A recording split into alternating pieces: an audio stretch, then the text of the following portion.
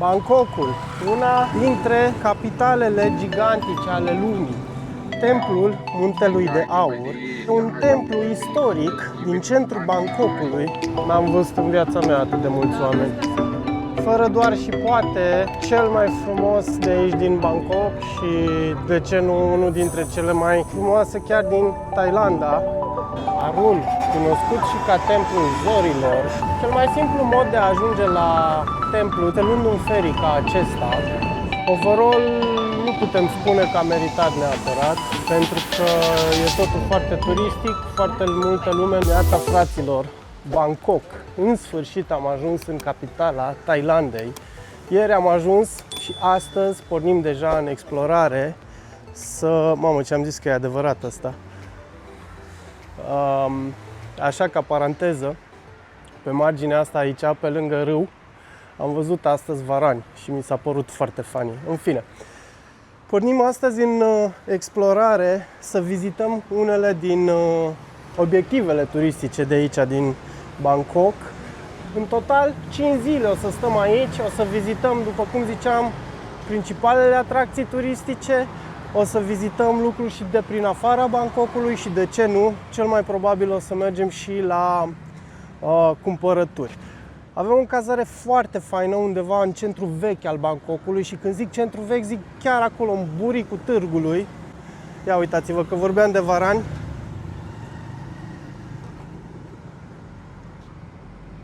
Sau șopârle, nu știu exact, nu-mi dau seama exact ce sunt. Noi stăm acolo undeva, unde se vede moțul ăla ieșit în apă. Foarte mișto cazarea, cu promenada asta așa.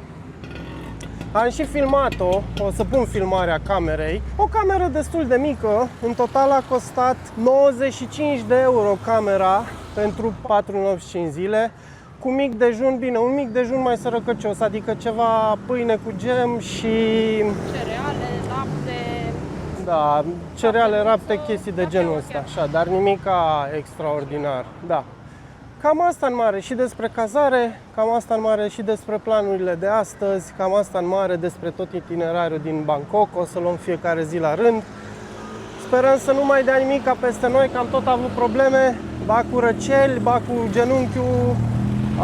Ăștia-s nebuni pe aici cu aerul condiționat, deci efectiv ne-au nenorocit, o să povestesc mai încolo și care-i șpilul la ei cu aerul condiționat. Ce să mai ne punem în mișcare? Bangkokul, una dintre capitalele gigantice ale lumii. O capitală cu peste 10 milioane de locuitori, iar zona metropolitană peste 17 milioane. Vă dați seama, aproape cât populația României. Un oraș care îmbină trecutul și istoria, temple, centru vechi, lucruri antice, cu viața modernă, cu viața haotică, cu tehnologia, cu zgârie nori. O capitală cât se poate de diferită față de celelalte orașe vizitate în zilele trecute, Chiang Mai și Chiang Rai. Și totuși atrage, cred că, milioane de turiști anual prin această diversitate a ei. Saket, cunoscut și ca Templul Muntelui de Aur, este un templu istoric din centrul Bangkokului, construit pe o colină artificială înaltă de 80 de metri. În vârful colinei se găsește stupa templului, aurită, care adăpostește oseminte ale lui Buddha aduse din Sri Lanka. În plus, de-a lungul istoriei, templul a mai avut un rol important, pentru că în secolul XIX, în timpul epidemiei de holeră, cadavrele celor care mureau în Bangkok erau aduse aici și erau puse în vârful templului pentru ca vulturii să poată veni și să mănânce aceste cadavre.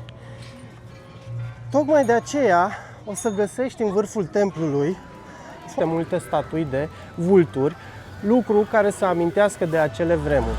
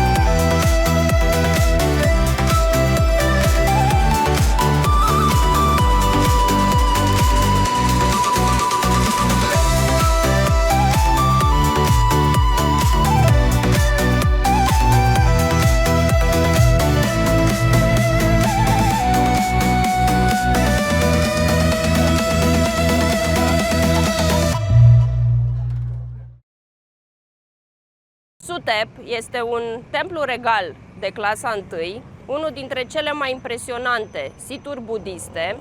A fost construit între anii 1807 și 1847 sub domnia conducătorilor Rama I, 2 și 3. A început să fie construit sub domnia lui Rama I pe un teren mlăștinos care a fost acoperit cu pământ, apoi a continuat sub domnia lui Rama al II-lea, care a început să sculpteze ușile din lemn, iar Rama al III-lea, care a continuat cu fresce murale și cosmologie budistă. Templul servește ceremoniilor regale și are mai mult de 150 de statui Buddha.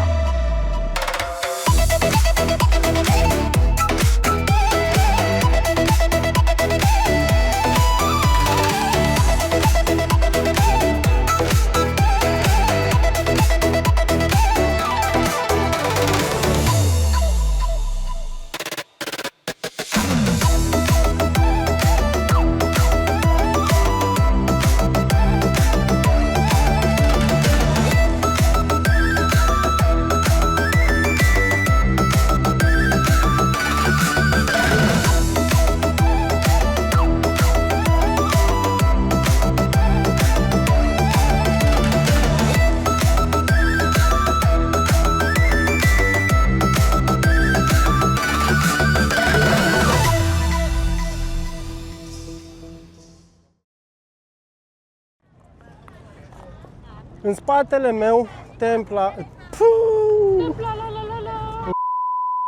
În spatele meu, templul Buddha de jad, precum și Palatul Regal. Rămăsesem cu o datorie, și anume să mergem să vizităm Palatul Regal. Acum vreo 3 zile când am fost, nu am reușit să intrăm pentru că nu aveam la noi pantaloni lungi și alte nebunii. De data asta suntem pregătiți, suntem echipați, avem totul la noi, chiar dacă sunt 27 de grade afară. Le-am luat la noi și am zis că ne îmbrăcăm, ne schimbăm acolo. Mă uimește toată zarva asta, toată nebunia asta. Sute de oameni aici. Sute, cred că chiar mii de oameni. Nu știu dacă este, din ce am înțeles, și intrarea gratuită. Da, și plătit nu-i vorba de asta, doar să nu fie în halul ăsta de aglomerat. N-am văzut în viața mea atât de mulți oameni. Că sunt vreo 2-3 cozi. Și totuși am reușit să intrăm. A fost coadă mare, dar se mișcă destul de repede, deci nu mă pot plânge. Haideți să vedem cum arată.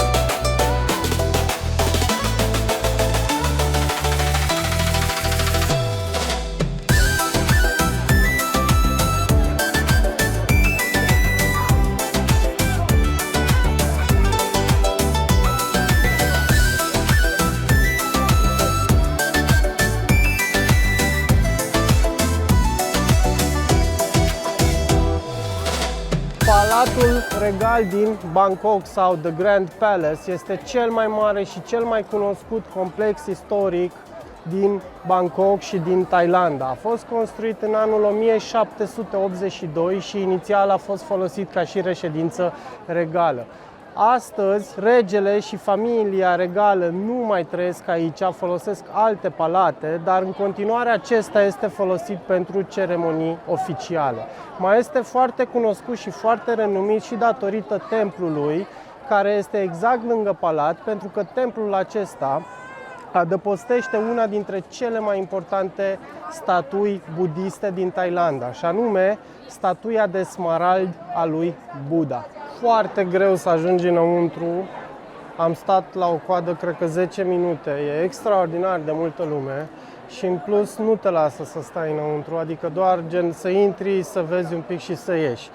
Iarăși nu am înțeles de ce nu te lasă, de exemplu, să faci o poză sau să filmezi. Am încercat să trag câteva cadre, nu știu exact dacă am reușit. Templul în sine este foarte frumos, dar în condițiile în care am venit noi astăzi este horror. În mod normal, prețul de intrare pentru a vizita tot complexul, adică palatul și cu templul lui Buddha, costă 500 de baht, adică 13-14 euro. Problema este că sunt mult mai stricți, chiar și față de alte temple budiste, adică este primul templu unde nu am putut eu ca bărbat să intru cu pantaloni scurți. Și poți într-adevăr să cumperi pantaloni de aici de la intrare sau haine cu care să-ți acoperi umerii în caz că ești în maieu, dar prețurile sunt cam de 2 ori mai mari decât găsești la câțiva zeci de metri pe stradă. Fără doar și poate, cel mai frumos de aici din Bangkok și de ce nu unul dintre cele mai frumoase chiar din Thailanda, chiar și în condițiile în care l-am văzut noi, adică plin de lume și hârmălaie, uitați-vă în spate câtă lume încă merge, tot a meritat. Aș fi plătit și biletul de intrare 12-14 euro, doar că nu în condițiile astea, adică să fi fost o zi normală, aș fi dat banii respectiv să văd, pentru că într-adevăr e frumos. Statueta aceea de smarald al lui Buddha, o chestie mică cocoțată sus, nu e ceva foarte impresionant, doar că vai Doamne de smarald. Dar templul și complexul și tot ce e pe afară și așa, foarte, foarte frumos. Cam asta azi. Arun, cunoscut și ca Templul Zorilor, este situat pe malurile râului Chao Phraya și are o vechime de peste 300 de ani. Inițial, el a fost folosit de împăratul Taksin pentru a adăposti statuia lui Emerald Buddha sau Buddha de smarald, până când statueta a fost mutată la locul actual unde se află, lângă Palatul Regal. Cel mai simplu mod de a ajunge la templu din centrul vechi al Bangkokului este luând un ferry ca acesta. Durata este de 2-3 minute, iar prețul dus întors este de doar 10 baht. Poți să mergi și cu tuk-tuk-ul sau taxiul, dar ocolești destul de mult și automat costurile sunt mult mai mari.